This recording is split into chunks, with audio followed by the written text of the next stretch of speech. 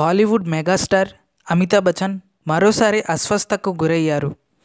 ప్రస్తుతం ఆయన thugs of Hindustan చిత్రంలో నటిస్తున్నారు. ఈ సినిమా చిత్రీకరణ రాజస్థాన్లోని జోధ్పూర్లో జరుగుతోంది.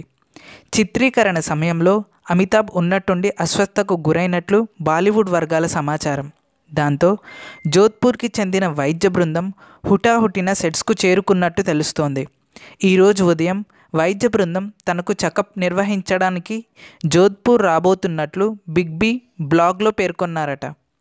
ప్రస్తుతం ఆయన ఆరోగ్య పరిస్థితి నిలకడగానే ఉందని వైద్యులు తెలిపారు. వాతావరణ మార్పుల కారణంగా అమితాబ్ స్వల్ప అస్వస్థతకు గురయ్యారని వారు పేర్కొన్నారు. ఈ సినిమాతో పాటు అమితాబ్ 102 నాట్అవుట్, బ్రహ్మాస్త్ర, సైరా నరసింహారెడ్డి చిత్రాలతో బిజీగా ఉన్నారు.